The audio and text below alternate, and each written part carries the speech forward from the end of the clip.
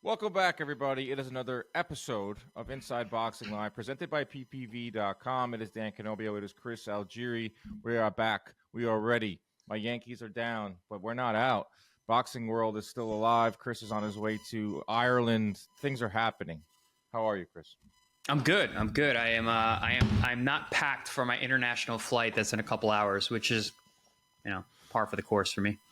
Are you a late packer, early packer? I'm a late packer. I'm a late shower up to the airport. So I was talking to Paulie about this, and there's two distinct personality types. There's the guy who's 2 hours before, doesn't want to rush, wants to be calm on travel day, wants to be ready, everything prepared. Usually like a dad. And then there's like the sociopath who literally doesn't want to wait on a single line at any point and wants to like arrive as the plane's about to take off. I am the latter. Do you have TSA? Do you have clear? Yeah, of course. I have everything. Yeah. I literally, for Fort Lauderdale, I arrive at boarding, like at the airport, like not even through security. Like I step onto the curb at boarding. That's my time. It's a game, and you don't want to get there too. There's nothing worse than getting there like an hour early. And I know people who do that on purpose. Like they like to do that. Oh. Yeah, that's rough. So going to Belfast for Pro Box, that should be pretty cool. Belfast and Waterford. Weekend. Any listeners that are in the area, if they want to say what's up, come say what's up. Also, DM me, please, and send me some cool things to check out, whether it's sights to see, restaurants to eat at, or bars to drink at. I'm a game. Were you going to be with the Conlins? Yeah. Yep. They pretty much run Belfast, so I think you're set in terms of where to drink and where to go. I mean, but I told Mick, I was like, hey, man, I know you're training. Like, I'm not going to be drinking with you, but I'll be drinking with your brother. Jamie Conlon. Those are good dudes. Let's get into it. This past weekend was pretty much a light weekend. We had this Catterall Prograis dust-up. Afternoon dust-up, which, wasn't the biggest fight. It had some title ramifications. I feel like Eddie Hearn, who promotes Jack Catterall, kind of drummed up on his own. They were calling it like a de facto title eliminator to get a little more interest in a fight that we told you beforehand that was not going to look that great. And it didn't look that fun, or it didn't look that exciting for the first 4 rounds. They were fighting a mile apart.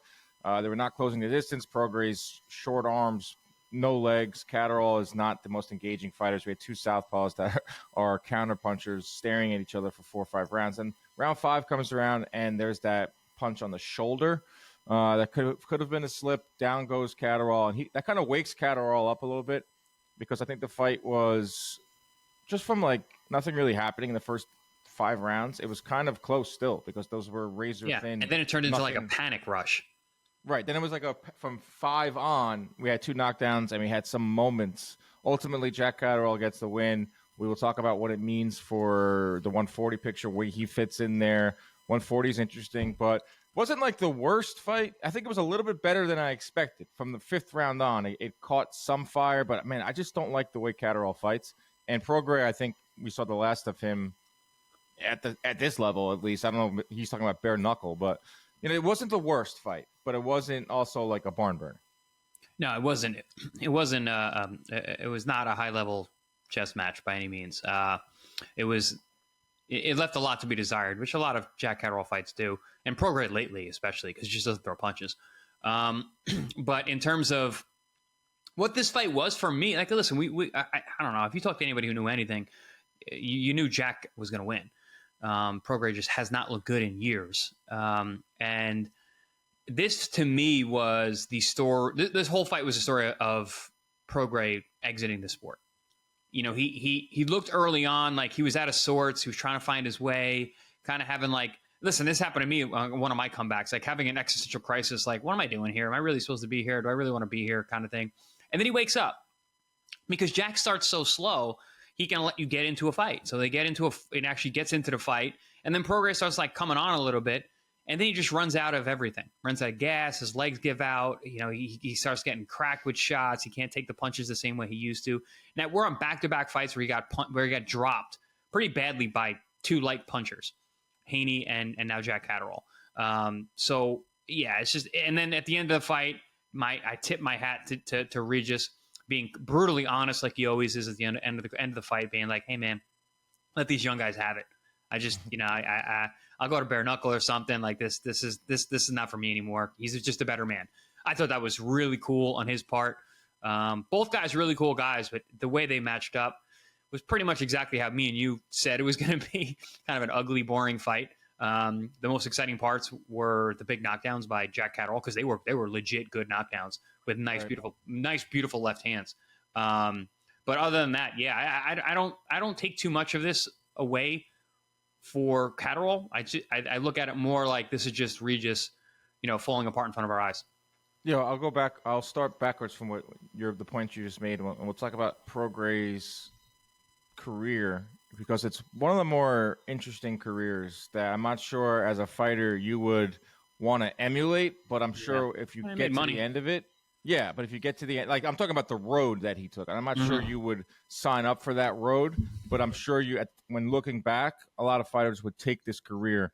Multiple time champion, big time fights, big time money, signed with Matchroom on this 3-fight deal, and which ended up, looked like he was kind of stealing money towards the end with this Catterall fight and the Haney fight, not winning too many rounds in all that. But you start at the beginning where this guy was a really good prospect, signed with DeBella Entertainment, which is a smaller promotion that doesn't have a television deal. So he's fighting on Showbox sporadically, and everyone's hearing about him, but he's not bursting onto the scene until he's about 25, 26. Go even further back from there, a guy that was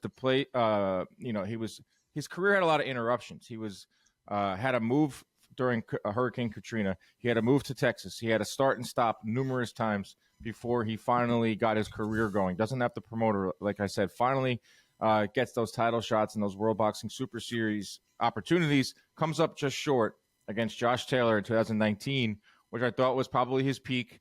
Where I see a lot of revisionist history once again from fans. Like, he was always ass. He was always bad. Like, no, he wasn't always bad. Like, this guy was top of the division in 2019. Like, Josh Taylor in 2019 was pound for pound top 5. He beat really tough guys, and that version of Josh was really tough to beat.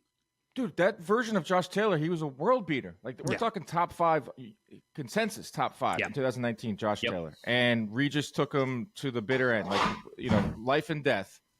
So that's Regis Prograis. And then from there, he goes on, and this is when it gets funky. This is when your career can take multiple different paths. He signs that deal with Probellum, which ended up being like a near almost like a criminal outfit with Daniel Kinahan. Accepts a lot of money, fights on Triller, fights once a year, is fighting Ivan Redcatchers of the world, is fighting Travis McKenna. These names that you just don't know, and it just don't make sense for him. But he's making good money. Probably $2 million a fight, probably clearing $1 million a fight to fight these guys, which is frustrating, but also just like, all right, man, do your thing and set yourself up. And then he finally gets back into the title picture with that Zepeda win, title shot, which is not really showing to be that good of a win, because we've seen what Zepeda has gone on to do. Gets the Haney fight, gets absolutely just dominated. Has this fight, the Zorilla fight, looked horrible in that one too. And now this one looked somewhat okay, but is going to retire. That is an up and down, crazy career for Regis Prograis. One that I believe a lot of fighters would sign up for in the end. But he was a great dude. Like, all in all, like, he even in defeat, his last fight, he gives it all up. And bare knuckle, I feel like, is a spot for a lot of these guys to go now, like a retirement tour. I don't know if he needs to do that, because I know he's invested his money a lot. But interesting career for Regis. Yeah. Yeah, I agree. With everything you're saying. It wouldn't be the path that I would like to take. But listen, he made money. He won some titles. But you couldn't script that. That's just no. It's the exact opposite of what normally happens when you got a really good fighter, normally who misses every opportunity and just ends up without the bag. Regis is the opposite. Every opportunity seemed to fall his work out in his favor. Didn't stay super busy, but whatever. In this sport, if you don't have to stay busy and you can win titles and make money, that's probably better off. You're taking less damage.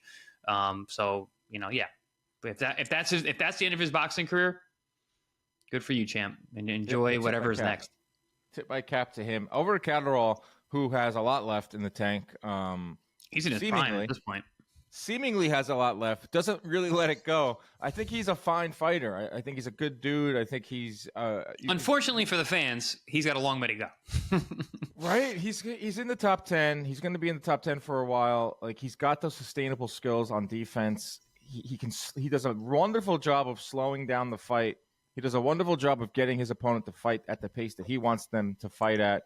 He does have heavy hands because he does score knockdowns. Mm-hmm. But the thing with him is just like, yeah, it's sharpness. He's got a good left hand. It's really, his jab is more of a disrupting jab, and he uses that to land that left hand. He keeps it super, super tight. It's really hard to see. He's got good timing on it, and like I said, he's got this disrupting lead hand, really, that he uses kind of like block other guys' jabs more than actually jab himself, because he jabs from pretty far away at times, and he isn't great at closing the distance, but he's good at pulling away, keeping the weight on that back foot. And when he sees the opportunity, he gets that head off line, drops that left hand. It's hard to see. He's got no fat in the punch. It's just a technically very good punch, and he cracks guys solid, and they go down. He wins rounds. He wins fights, and that's ultimately the name of the game. I don't know if he can win rounds over here, dude. I know. I don't think he's going to win rounds over here. That's what I'm getting at. You can't fight like that. This guy is very good in his backyard, and he has a lot of fans in his backyard. I should have went to England way more. I would have won a lot more fights. They like that style. They like that style. My thing with him is he had a wounded duck in front of him. He had Prograis down in the 9th twice. Prograis' guy's legs completely fell apart in the 11th round, like injuries. Like you saw his legs just completely gone. Like he couldn't even stand up. Like when he threw that, his ankle, his knee, his hip, everything was gone. Regis said he had a knee injury heading in, and then he also just got hurt in that first knockdown. And then from the 9th on, you could visibly see like everything go on his legs. Like when he threw that crazy punch where he like spun and fell, he had a hard time getting like up and standing up on his own 2 legs. Yeah, one of my friends asked me like, "Hey, how was the fight?" I'm like, "Well, Regis lost. He got dropped twice, but he hit the canvas like 6 times on wild punches that he just missed." Right. But my point, like Catterall had him for the final 9, 10, 11, 12, 3.5 rounds to close the show and get like an exclamation point. Like, I stopped Regis Prograis, grab the mic. He's still going to call out some of the Paros and the Hitchens and the Teofimos. But with a stoppage, that means a little bit more. But he just doesn't have that second gear. He doesn't have that killer instinct, which he probably should, because when he gets in, he's a better front foot fighter than he thinks, or he's a better front foot fighter than people give him credit for. I just wish he had a little bit more of that killer instinct in him to go for that stoppage. Well, I think we saw it in this fight where when Regis did come on, and even the commentators were saying, like, you could see the panic in Jack. He doesn't like the pressure from guys who can punch. One thing about Prograis, he was a pretty good puncher. And he's still, that's the last thing to go. And you could see the panic was he was wearing it when Regis did come on. A couple of those shots, like you can see, he doesn't like that engagement. And the style that he has, like you said, slows everything down, and he can lull you to sleep and just kind of work his jab from the outside and time some good left hands. He's willing to win a round by like an inch. Like he's okay doing that, which again, that's not going to work over here. It works over there. The judges are used to him. They're used to his style. And when he fights bigger name guys, not in his backyard, he's going to run into some problems. So Eddie says that he'll get a title shot. He doesn't really have like a mandatory position, but they're going to figure out a way to get him in front of a title holder. And most likely route is this IBF route with Paro and Hitchens, who are fighting December 7th in San Juan. I could see Paro going to Manchester or nearby, where this new arena where Catterall fought, because Catterall does sell tickets because those guys just love boxing, and that's awesome to see. So I could see that being the route. The 140-pound picture now, Chris, is very interesting. It was one of the best divisions just a couple months ago, but now it has a lot of different names in the picture. It has a lot of different promoters. It got a facelift. In a picture, it got a facelift, but not like the facelift you want. It's like the facelift where the girl. No, this is an episode of Botched. No question about it. It's a facelift where the guy or the girl looks a little like, whoa, you got some work done there. 140-pound picture. Teofimo Lopez is your WBO champion. Jose Venezuela is the WBC with that win over Pitbull. Liam Paro holds the IBF belt. Albert Puello owns the WBA belt. I'm pretty sure Devin Haney has some recessed belt, but he's one of the contenders if he wants to stay there. Jack Catterall. You got Richardson Hitchens. You got Matias in the mix, who's coming back next month. Jose Ramirez versus Barboza is a fight for a kind of loser, just goes to the bottom of the line. Loser leaves town. So that's 140 right now. One thing about this picture, Chris, with these champs is all four of them are with different promoters. Teofimo Lopez with Top Rank Venezuela with PBC, I believe. Liam Paro with Matchroom, Pueblo, PBC. Oh, I guess Venezuela and Pueblo could technically unify, but I think Venezuela is going the Pitbull 2 route. Teofimo's in litigation with Top Rank. Liam Paro is a good fighter, but not like a household name. So you're saying 140 is in disarray. Big time disarray. How do you look at this? Do you look at it as like, wow, parity, this is great, let's get some new names in here? Or do you look at it as, I want some stability. I want one guy, one clear a ruler of the division, and then all these others try to get to and unify? I only want one guy if the guy really earns it. I want everybody to fight. Who's the guy then? There isn't, and that's why you have these. This is great when you can have opportunities like this where you have a bunch of names. 47 similar. You got a bunch of guys that anybody can take. Even 54. 54 is a much higher level. Everyone's good, but like, who is going to be the guy? But at 54, I feel like we can make the fights. 40 doesn't seem like these fights are going to happen anytime soon, which is the worst case scenario where you have multiple champions on different sides of the street and they have their own personal and professional issues going on. I don't see this weight class getting sorted out anytime soon. What's the best fight at 140 that can be made between the champions? I mean, if we're considering Haney in there, I think Devin and Teo is an awesome fight. One that would be big, really big. I think it would bring a lot of eyes. I think it would bring a lot of clarity to the weight class as well. Because for me, Teo's the best one in the weight class. I think talent-wise, I think profile-wise, he's the guy. Devin is still licking his wounds from the Ryan Garcia debacle. He needs to get back. But also, I need to see him at 140. I don't know if he's going to fight at 40 anymore. He had a lot of trouble making 40 last time. So it's kind of up in the air where Haney's going to be. But in terms of the best fight to make, I think both in terms of talent and profile, that's the one. Yeah, Teofimo is says he's in litigation with Top Rank. I got to find this quote from Bob Arum. So Teofimo is he's the longest reigning champion.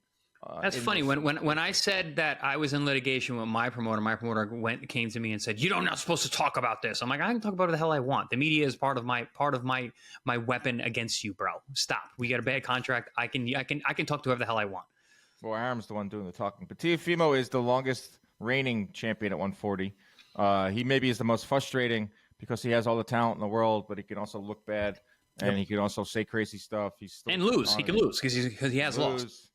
He has won fights where people have thought he has lost. People are just not – the fans are just not that high on Teofimo Lopez. Bob Arum, not that high on Teofimo Lopez, saying Teofimo sometimes acts like he has a screw loose. I like the kid, but I can't figure him out, and he makes no logical sense. He signed an extension with us for the first fight with Pedraza, Jose Pedraza. That didn't happen. Then when we did another fight with Sando Martin, he signed the same extension. So it's there in black and white. I assume he showed the lawyer the first contract and not the second. Dealing with Teofimo is like dealing with Alice in Wonderland. That's the guy. Like, that's the guy we want to see active. That's the guy that could be the ruler of this division. But I watched his Fight Life last night. The Teofimo one, where he fought Josh Taylor. And you were all over those things, by the way. Great job. But that was a really good episode. Like, and you got to see so many sides of Teo in that. They actually kept the crazy down very low in that episode because he's a lot crazier in person. Was the Taylor week crazy? Yeah, Taylor week was crazy for him too. Yeah, I mean, he was saying some crazy stuff, but like, dude, I've been at those fight weeks. They're bananas. Like that one was less crazy than most. I would like to see Teofimo Venezuela. Venezuela with anyone is fun because I feel like he has a really nice style. Venezuela, he's got the profile. He just beat Pitbull. Liam Paro brings a pretty fun style. Tough fight. He's relatively unknown, but he's going to be fighting Hitchens.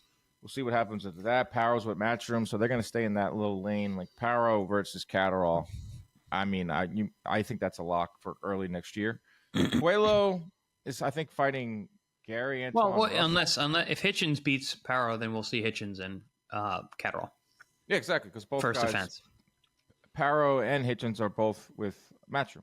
I think there's a good shot. I mean, Hitchens is a good shot to win that fight against Paro. Yeah, he could do exactly what Hitchens has done in his career. He could just jab and move and box, and Paro is kind of like not reckless, but he's a puncher, and he's pretty dynamic though. He's pretty dynamic because if he wasn't a southpaw, I don't think he would be a problem for a lot of these guys. But that south dude fighting southpaws, and I can speak from being a fighter. People hate southpaws. They've really changed things up. I'm a southpaw myself. I'm a lefty. People hate me. Yeah. What's going on? Yeah, I think they do. I don't know what's going on in this 140-pound picture. It's interesting because just last year, Teofimo was in it, Haney was in it, Ryan Garcia wasn't. It was one. We were literally talking about it as one of the hottest divisions in the sport. Right, guys have moved up. We also had Matias at the time where he was the quote unquote boogeyman. And everybody's like, "Oh, we got Matias. He's the guy. He's the one who's beat everybody. We got Teofimo Lopez. We got Haney.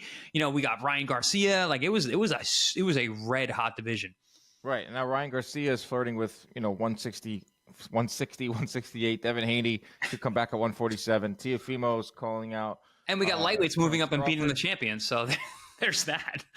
Teofimo's has Terrence Crawford on his mind. A lot of these guys, the other guys, you just don't really know about. Matias is fighting next month on ppv.com. You can order that right with us. Can you get back into it? See my brands? I'm branded, ppv.com. Boom. There you go. Can Matias get back into it? I know he's a devastating puncher. Has the fun style. Fun style has the name of that. People know him as that boogeyman. A couple setbacks. Doesn't really have a promoter right now, but I feel like he can get himself back into this picture. Absolutely, especially the way the weight class is now. I mean, the landscape has changed so much, and he's got enough recognition. The Puerto Rican fan base is a big deal, and having that behind him, if he gets a couple wins under his belt and he gets back in there and beats one of these higher level guys, absolutely, so he can get back in there. Jose Ramirez is fighting Arnold Barboza. Jose Ramirez could, if he has anything left, he could take over. Ring Magazine has him really high rated. I do too. How? I do too. Yeah. I just don't know what to expect from him. It's been so long.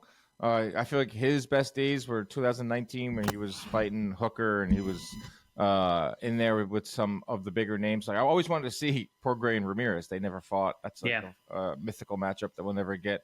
But I just don't know about Ramirez. He should be able to handle Barboza.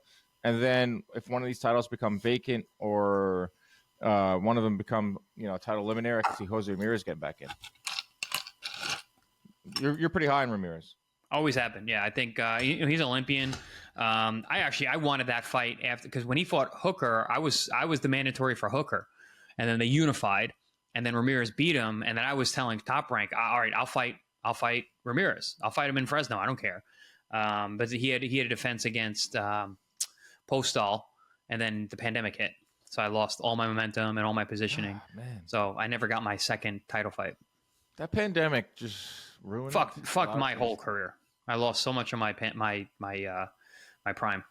It ruined obviously it ruined everyone's lives in different ways, or it upended people's lives in different ways. It's just wild. Like that boxing just came to a halt, and some fights were made. I mean, the Lomachenko and Teofimo fight. Some careers are made and some are ruined. Some careers are made, some are ruined, some are sidelined. Even. It's crazy what that was all about. So that's the 140-pound picture. I wouldn't be so inclined. I don't think we're going to see a unification anytime soon. I'd like to see just some good fights at 140. We're going to see Paro and Hitchens. Puello, I think, is going to end up on one of these PBC cards. Venezuela early next year is going to fight Pitbull again. And Teofimo Lopez, your guess is as good as mine on what that guy does next. We have no clue. But if Haney gets back into the mix, Catterall wants to get a title. Hitchens, I mean, there's some hungry names there. It's just not what it was like a couple months ago.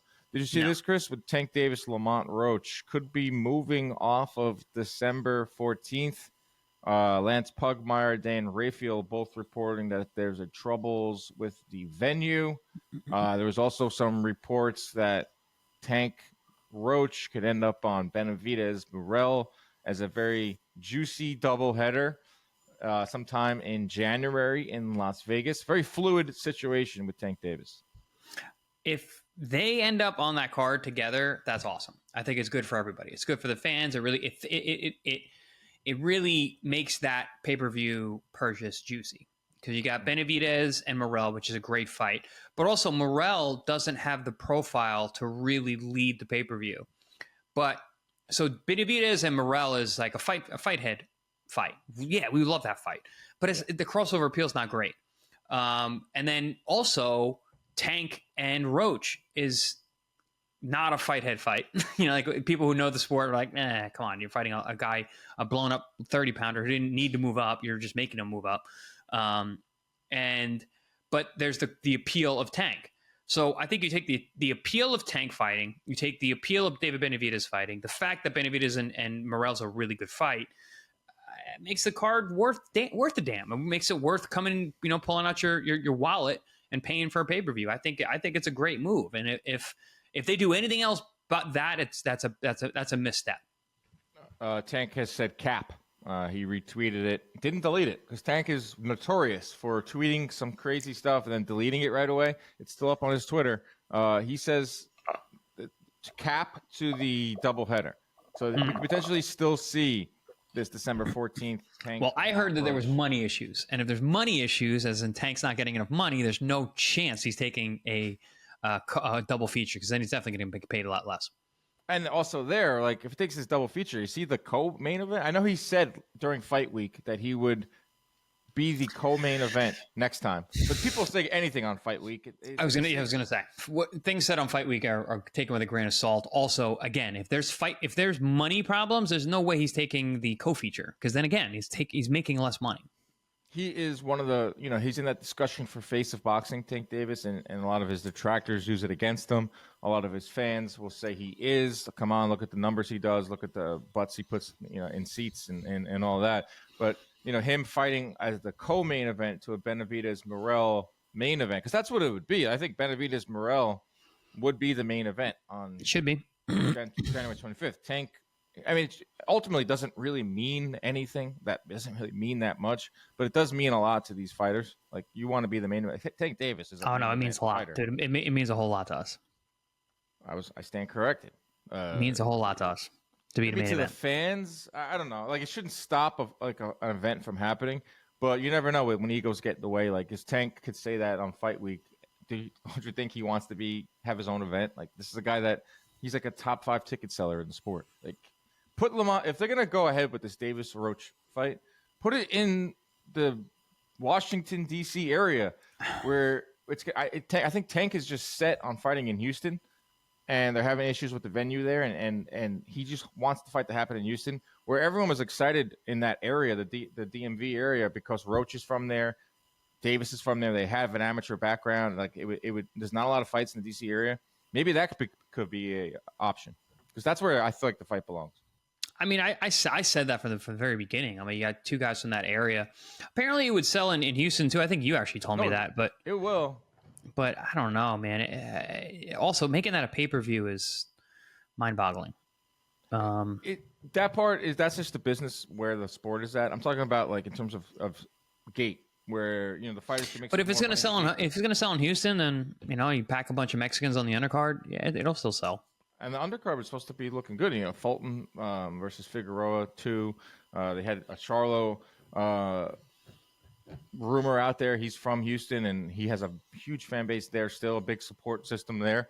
He might not have a support system outside of Houston right now, but he definitely has one there. So there is reasons why they want this to be in Houston. There are reasons why D.C. makes sense. There are reasons why a doubleheader in January makes sense because that's just a really nice offering for fans. That doubleheader is awesome, and you can market Tank and Benavidez. They seem to have a nice relationship. They're a good friendship. 2 knockout guys. We'll see. We're getting towards the end of the year where things are starting to shift around, and there's a lot of PBC pay-per-views being lined up for next year. The Spence Fundoro one. So, guys, before the end of the year, make sure you get another job so you can pay for watching your favorite fighters fight, or just don't get your kids Christmas presents this year and just save up for pay-per-views next year. There you go. Get your kid a PPV pay-per-view. There you go. Courtesy PPV.com. That's a good gift, actually. That's a really good gift. Give him like a little card. Here you go. Boom. You're set. Or you could just keep it locked to the show where we do giveaways and we'll keep you locked and ready to go. Locked and potentially loaded. There you go. There is the latest news and notes. Not too many. We're going to end the show with some wonderful voicemails, Chris. We love when the fans get involved. The listeners be listening. Because we have some really good ones, and I'm going to get to them right now. Pulling them up. Here we go. This one right here. Let's go. What up, Danny, Chris? Hope all is well with you, gentlemen. This is Eric Suarez from Corona, Queens, New York. Long-time subscriber and listener to the show. Real quick, I just want to let you guys know that I'm a big fan, and I think y'all have taken the spot of pound for pound best boxing podcast in the game. A spot that I personally think was previously held by Steve Kim and Mario Lopez on the 3 knockdown rule. However, just like in boxing, similar to when that young, promising up-and-comer steps up and dethrones the champ, you guys did it. With youth on your side, activity, work rate, and content, plus the ability to grow, y'all took over. With all that being said, you guys know the hardcore boxing fans. It's a small community, and boxing's not really represented and covered as much as other sports like football, basketball, and me being Dominican from New York, I'm always expected to be a rabid baseball fan, but boxing's my true love. So thank you guys for what you do. Keep up the good work. Keep doing your thing. See, that wasn't no question there. No question. I thought there was a question at the end, but listen, I appreciate it. That was awesome. Yeah, no question. I just wanted to fluff our egos a little bit. Let us know that we're the best pod in the world. Similar to a fighter, we've up and coming. We show activity. We show consistency, Chris. And we're grassroots, bro. We're grassroots. We're coming from the ground up. We're out here selling tickets. Like we're working selling tickets. Very similar to my career arc and my championship run. That's what we're doing here. We're looking to upset the champs. What's up, guys? Huge fan of the show. Gino Hayes. I'm also over in Tallahassee. I had a quick question for y'all. Out of any rematches that we never got, but we always wanted, what's top of the list for you guys? That is a great question. That's a really good question. Had me thinking. I had to give you a little bit of a heads up first. I say number one of all time is Hagler versus Leonard. Yeah. Historically, a fight that's still debated to this day. A fight that there are hardcore sides to both arguments. There are people that say Leonard won. He stole those rounds. Come on, man. He outboxed him. Hagler came out. Why did Hagler come out southpaw? Orthodox. And then there are some, Hagler won that fight. Are you kidding me? And they never fought again because Marvin Hagler was so distraught and was so upset. He was never to be seen. He just went to Italy and lived his beautiful life over in Italy. So I think right there, if that right there is a fight that needed a rematch that we just never got because of the pride of Marvin Hagler.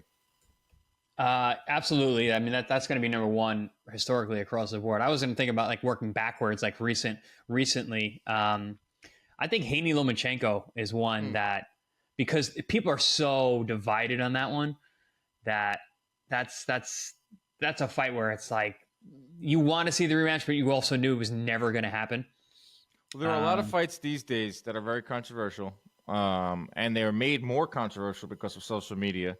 Yeah, and they live on, and they just never die because of Instagram and Twitter, and people still bringing up Lomachenko fight. And it's also a time where you're less likely to see this rematch because guys think they have way better options out there. Like Devin Haney is not going to go back to Lomachenko.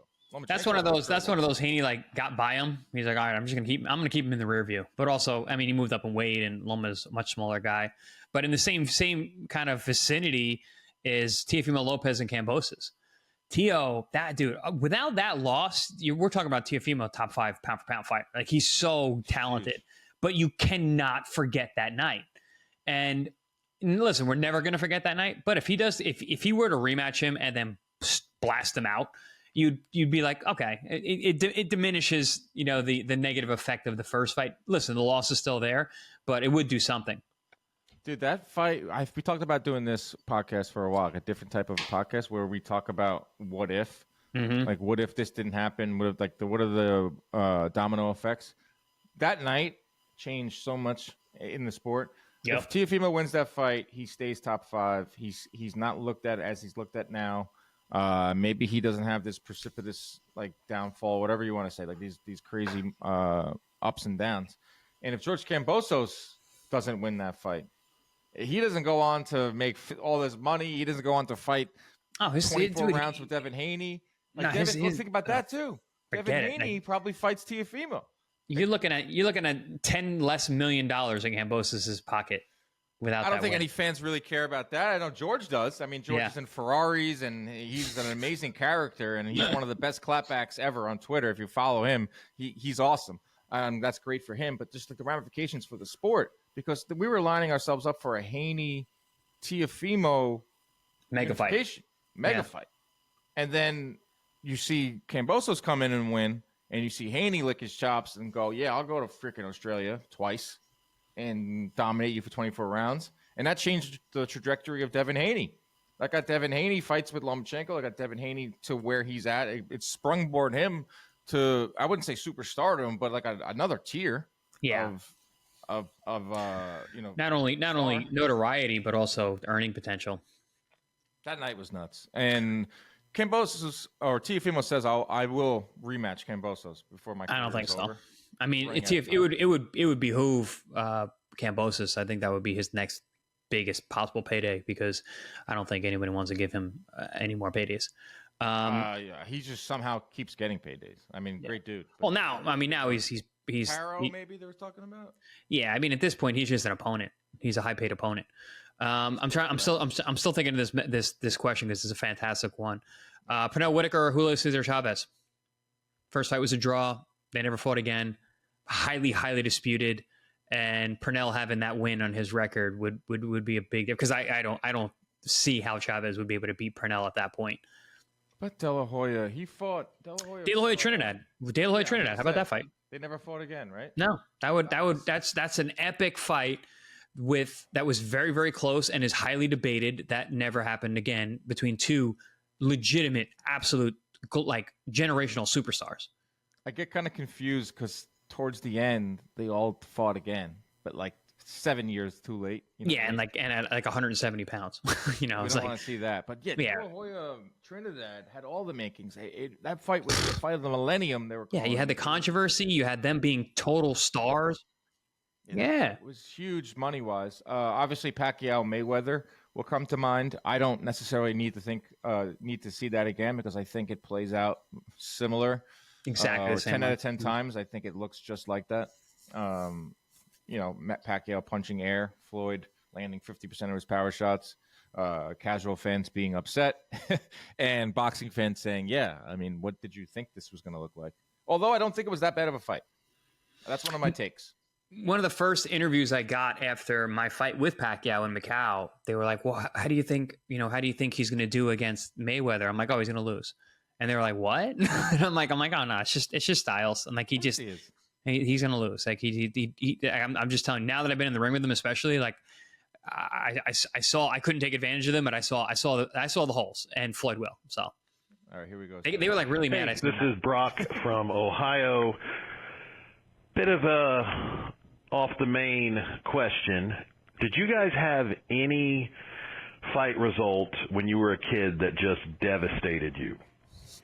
As an Ohio boy, Ray Mancini losing on my birthday to Livingstone Bramble in the rematch crushed me. That's it. Love the show. Would like to hear your response. Thanks. Dude, that's a great question, and that's a hardcore question. Like, he's a hardcore. Before you that's get awesome. Answer, Livingston Bramble Ray Mancini 2 was the first fight that ever used CompuBox. Wow, look at that. Brings it right back around. I remember Livingston Bramble said that I believe he said that he was using voodoo to make Mancini more hittable. that guy was crazy, out of his mind. And so was Ray Mancini to a certain degree. Ray was crazy too. So obviously for me, being a big Roy Jones fan growing up, Roy Jones versus Tarver. Yeah. I just wish he never went back down to 175. I wish he would have. In a perfect world, Roy Jones, after he beats John Ruiz. John Ruiz goes back and fights Antonio Tarver, squeaks by, and then just retires. In perfect world, and he's the best. He's the greatest fighter who's ever lived. Ever lived. But he went on to fight 40 more times since then. Yeah, including in 2020 against Mike Tyson. And if you ask him today, he's not retired. Roy, in my mind, you did that. You retired and you sat on your millions, and you're still awesome, Roy. But damn. Yeah, in that parallel universe, that's happening. There's a universe out there where Roy did exactly what we just said, and it's a whole different layout. Man, damn. What's some of yours? Gotti Ward broke me. It was a great fight, but it was like, oh my God, he's like, how are you losing to a journeyman? What are you doing? But do you really think he lost? Like, this is something no. Ultimately, it played out perfectly. But at that moment when it happened, I was there too. I was destroyed. Well, working with Lampley, he's cried now twice. He's cried numerous times. Sitting with him at those tables as we wait for our interviews. But one story he's told me a handful of times. I'll never get tired of him telling me. I'll never be like, Jim, you told me this like 4 times already. When he tells the story of the Gotti Ward, where after the fight, Gotti comes up to Jim and apologizes, like, "Oh, I'm so sorry." Pat Lynch with him as well. "I'm so sorry." And Lampley goes, "What are you sorry about? You didn't lose. Like, no one's going to look back and remember who won or lost this fight." And then Jim starts the waterworks. But that's not the case for you, Chris. No, your hero lost. Yeah. That crushed me. I think I was in like 9th or 10th grade. I remember like the whole lead up to that fight because I knew I was going. I was like writing their records in my notebook, like on pen and pad. Did and you know it was going to be that good? So I knew how tough Mickey was because Zab Judah said that was his toughest fight up until that point in his career. And I'm a huge Judah fan. Speaking of, another fight that broke my heart, Koshizu knocking out Zab Judah. That fight really that guy was played over and over. Really upset me and my brother especially. That was a bad one. I got one that's not as big, but like didn't hurt me because I was an adult. I think I was like 24, 25. I was a big Cotto guy from New York. Went to all of his fights at the Garden. When he came he beat big Cotto guy. I was a big Sergio Martinez guy. Oh, and when Cotto destroyed him. Yeah. That was the week before I fought Promanikov. Yep. On a lesser level where I didn't want to see Sergio. I knew he was better than that, but I just knew he was going to get trounced in that fight. Yeah, and he certainly did. Trying to think there's definitely some other ones. Gotti was my guy growing up, so anytime watching him lose, like I was at Gotti's last fight when he lost to Wilfredo Gomez. Oh, right. I remember Baldomir knocked him out. Gomez knocked him out. There was some bad ones at the end. Every Roy Jones loss hurt me. Glenn Johnson, when he knocked him out, that killed me. Tarver, when he knocked him out, that killed me. Every Roy Jones loss. What's that? Tarver is number one for me when he knocked out Roy. Yeah, I mean, it was so out of nowhere. It was like, he said, he's like, got any more excuses, Roy, at the stay. Oh, pretty badass from Tarver. Tarver is a badass. So listen, at least he lost to a very, very tough, good guy. But that was too much for me. That was too much for my heart to take. All right, next one. Good question. What's up, guys? Love the show. In 2025, will we finally get Wilder Joshua, possibly in the States? Number 2, will Gervonta Davis ever fight anybody but an Uber driver? And number 3, will Algieri cut off that ridiculous mustache? Well, number 3 is answered because I don't see the mustache. No, but it can come back at any time. My facial hair grows fast. Your facial hair is like an enigma. It's like every day it's changing. Like you'd be a great fugitive. Bro, it grows so fast. You could be on the run. I bring it out all the time because it pisses everybody off. It's great. The mustache was something else. To go back, his first question, Joshua Wilder. I don't think so. 30% chance. Definitely not in the States. I think there's a better chance of seeing Joshua Fury, which is yeah. I mean, Eddie. That's what Eddie wants. Yeah, I want that fight too. I mean, Joshua Wilder. Like, I don't know, man. I don't know if I really want to see Wilder anymore. Yeah, the more I get separated from that Wilder Zhang fight, that was his last one, right? Yeah. The more he's going to be out of the picture. He's not doing interviews. He's not being discussed. I think the Wilder Parker fight was worse because he just didn't even try. Like, he had nothing. Yeah. Zhang at least blasted him out. But Zhang punches like a mule. So I think if we're gonna drum up Joshua and just forget about meritocracy, like they're gonna go for Joshua Fury. I don't think they're gonna waste Joshua's any less more of his fights or any more of his time with any more of his chin. They're not gonna waste any more of his chin. That too, or getting the public to care about Joshua again in a Wilder fight. I think things would have to go wrong for that to happen. And then I think Gervonta, taxi driver, yes, we've been over this. It was actually one of the questions we covered last episode. He'll fight someone. Your favorite topic, Chris? Here we go. Hey, Dan and Chris. Will from Tallahassee. I was curious with the Paul Tyson fight coming up. Because I'm still personally very torn on what I think of Jake Paul's involvement in the sport. Because on one hand, a lot of my friends who know, like, oh, you love boxing will approach it as, oh, you must hate, that Jake Paul is doing all these fights to get all this attention. And I'm like, well, I don't hate it because it gets exposure for the sport. But then on the other hand, if I, ask somebody if they watch boxing, they're like, yeah, I watch the Jake Paul fights. It's like, well, you don't really, they're not super into the sport either. So I was just curious to know y'all's opinion on whether, Jake Paul and the Paul brothers' involvement in boxing has done more harm or more good for the sport. Love the show. Thanks, y'all.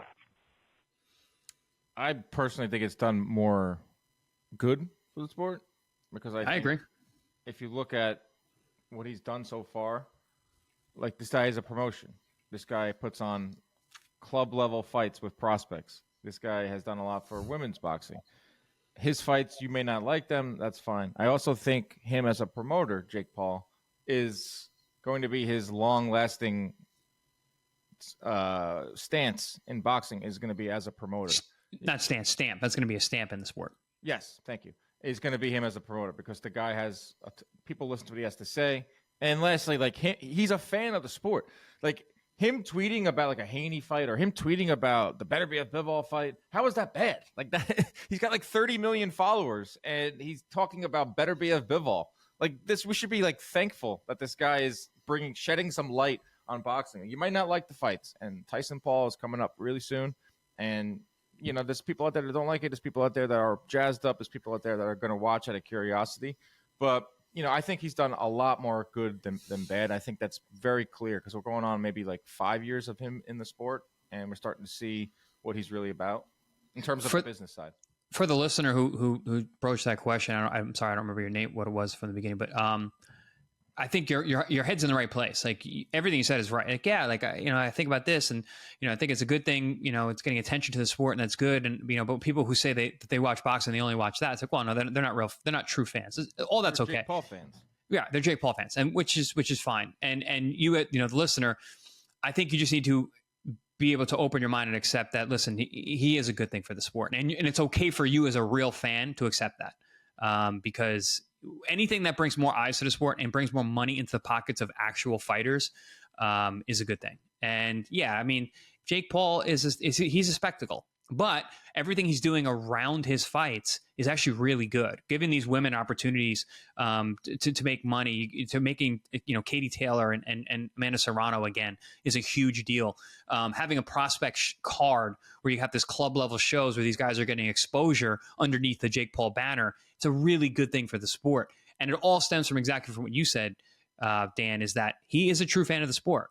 Jake watches boxing. Jake loves this sport. Jake puts in a lot of time and effort to be the best version of whatever he can be for the sport. And yeah, is he robbing a bunch of people? 100%. But guess what? That's what we all want to do as fighters. We want to get the bag. And he's doing it, but I think he's also spreading that bag out to a lot of other fighters and creating a lot of opportunity for a lot of guys coming up. Nicely said. I agree. Have you seen Tyson lately? He's looking bigger and bigger. Bigger? Yeah, he's looking in shape. The videos are hard to gauge because they're just so quickly edited and like they're so quick. But he's looking way more in shape than he was when I saw him in the summer, and which I'm not surprised because he's probably training harder. Like what I've heard from his side is that he's taking it very serious. Taking very fight. No, I know, but taking. He's taking the fight.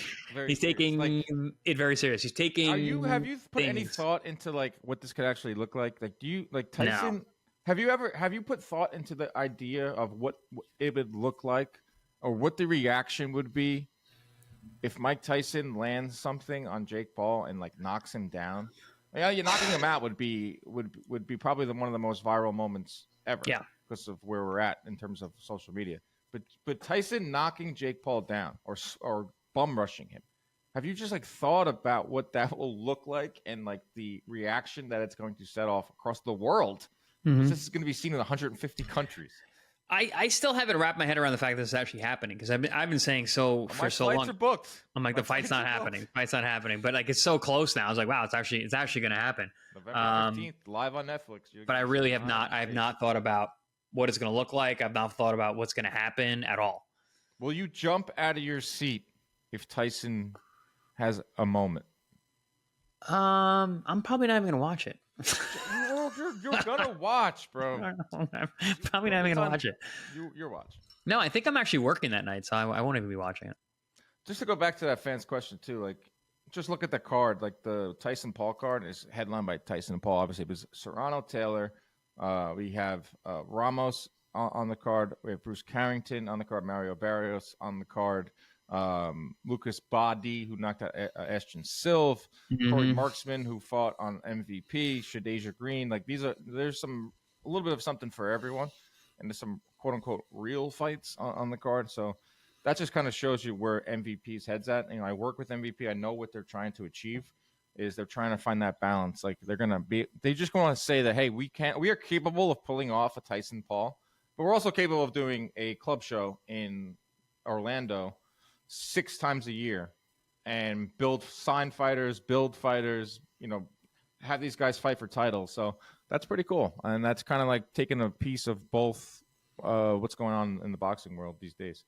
Thank you for your questions, everybody. Thank you for your voicemails. As always, the voicemail number is always open, and it is always a way to get in touch with Chris. He'll answer the phone any time of day. Yeah, it's me. Guys, it goes right. It's my personal line. Number. It's my personal line.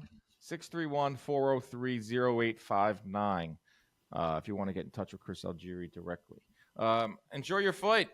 Enjoy your time in Belfast. I think the next time we do this, you'll be in Belfast. Yep. We got some fights coming up this weekend. O'Shaquie Foster rematch with Robson Conceição.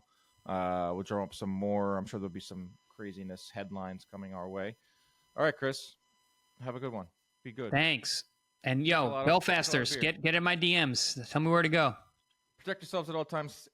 Keep your hands up at all times. Enter those DMs if you have a Belfast brewery or a pub for Chris Algieri. See you, everybody.